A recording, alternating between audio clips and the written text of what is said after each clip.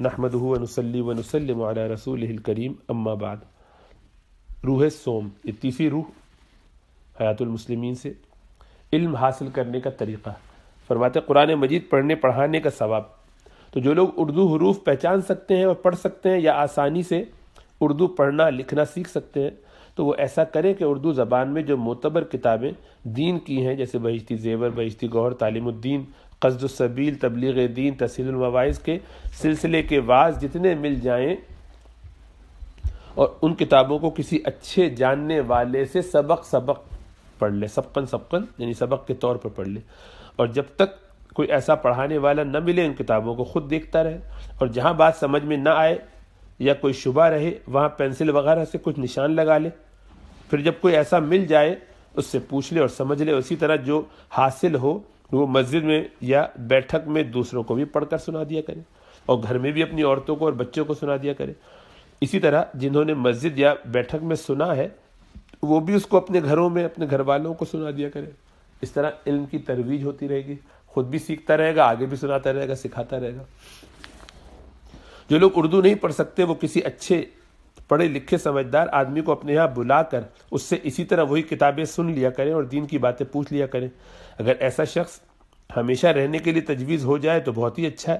اگر اس کو کچھ تنخواہ بھی دینا پڑے تو سب آدمی تھوڑا تھوڑا چندہ کر کے ایسے شخص کو تنخواہ دے دیا کریں۔ دنیا کے لیے بے ضرورت کاموں میں سینکڑوں ہزاروں روپے خرچ کر دیتے ہیں، اگر دین کی ضرورت اور اس کے سیکھنے کے لیے تھوڑا بہت خرچ کر دو تو کوئی بڑی بات نہیں۔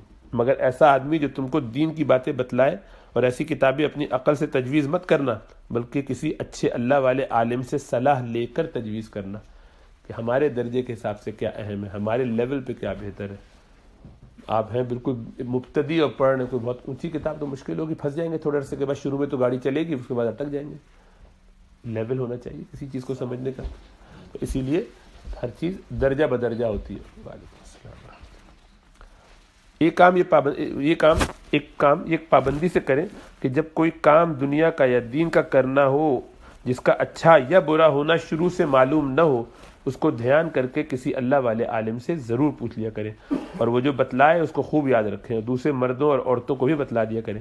اور اگر ایسے عالم کے پاس جانے کی فرصت نہ ہو تو اس کے پاس خط وغیرہ بھیج کر پوچھ لیا کریں، اور جواب کے واسطے ایک لفافے پر یا ایک کارڈ پر اپنا پتہ لکھ کر ساتھ بھیج دیا کریں، اس کے اندر رکھ کر۔ اس طرح وہ جواب دے دے گا اور اسی سے واپس بھیجے گا، تو اس کو خرچہ نہیں کرنا پڑے گا، آپ کے پوسٹ کارڈ پہ واپس آ جائے، یعنی آپ وہ واپسی کا بھی اس کا بندوبست کر دیں، تاکہ اس زمانے میں تو یہ ہوتا تھا، اب تو آسان ہے، واٹس ایپ پہ ٹیکسٹ کر دیں، میسج کر دیں، آن لائن کر دیں، تو لوگ آسانی سے فون پہ مسائل بتا دیتے ہیں۔ ایک اس بات کی پابندی بھی رکھیں کہ کبھی کبھی اللہ والے عالموں سے ملتے رہیں، اگر ارادہ کر کے جائیں تو بہت ہی اچھی بات ہے، اور اگر فرصت نہ ہو تو ایسا عالم بھی پاس نہ ہو۔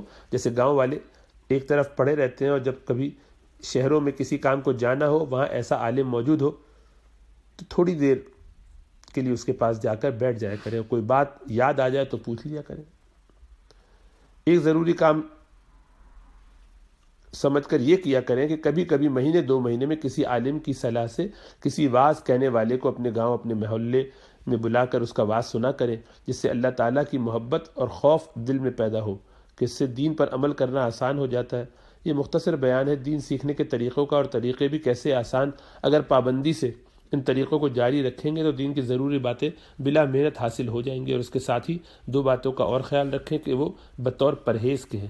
ایک یہ ہے کہ کافروں اور گمراہوں کے جلسوں میں ہرگز نہ جائیں، جہاں جہاں وہ بیٹھتے ہیں ان کی مجلسوں میں، ان کے گروپوں میں، ان کے پروگرامز میں۔ اول تو کفر اور گمراہی کی باتیں کان میں پڑنے سے دل میں اندھیرا پیدا ہوتا ہے۔ دوسرے، بعض دفعہ ایمان کے جوش میں ایسی باتوں پر غصہ آ جاتا ہے، پھر اگر غصہ ظاہر کیا تو بعض دفعہ فساد ہو جاتا ہے، بعض دفعہ اس فساد سے دنیا کا بھی نقصان ہو جاتا ہے، بعض دفعہ مقدمے کا جھگڑا کھڑا ہو جاتا ہے جس میں وقت بھی خرچ ہوتا ہے اور روپیہ بھی۔ یہ سب باتیں پریشانی کی ہیں، اور اگر غصہ ظاہر نہ کرے تو دل ہی دل میں گھٹن اور رنج پیدا ہوتا ہے۔ خواہ مخواہ بیٹھے بٹھائے غم خریدنے سے کیا فائدہ۔ دوسری بات یہ کہ کسی سے بحث مباحثہ نہ کرے کہ اس میں بھی اکثر ویسی ہی خرابیوں کا ہونے کا امکان ہوتا ہے جن کا ابھی بیان ہوا۔ اور ایک بڑی خرابی دونوں باتوں میں اور ہے، اور جو سب خرابیوں سے بڑھ کر ہے، وہ یہ کہ ایسے جلسوں میں جانے سے یا بحث مباحثہ کرنے سے کوئی بات کفر کی اور گمراہی کی ایسی کان میں پڑ جاتی ہے جس سے خود کو بھی شبہ پیدا ہو جاتا ہے، اور اپنے پاس اتنا علم نہیں ہوتا تو اس شعبے کو دور بھی نہیں کر سکتا. تو ایسا کام کیوں کرے جس سے اتنا بڑا نقصان ہونے کا ڈر ہو، اور کوئی خواہ مخواہ بحث چھیڑنے لگے تو سختی سے کہہ دے کہ ہم سے ایسی باتیں مت کرو، اور اگر تم کو پوچھنا ہی ضروری ہو تو عالموں کے پاس جاؤ. اگر ان سب باتوں کا خیال رکھو گے تو دوا اور پرہیز کو جمع کرنے سے انشاءاللہ تعالی ہمیشہ دین کے تندرست رہو گے، کبھی دین کی بیماری نہ ہوگی. اللہ تعالیٰ توفیق عطا فرمائے.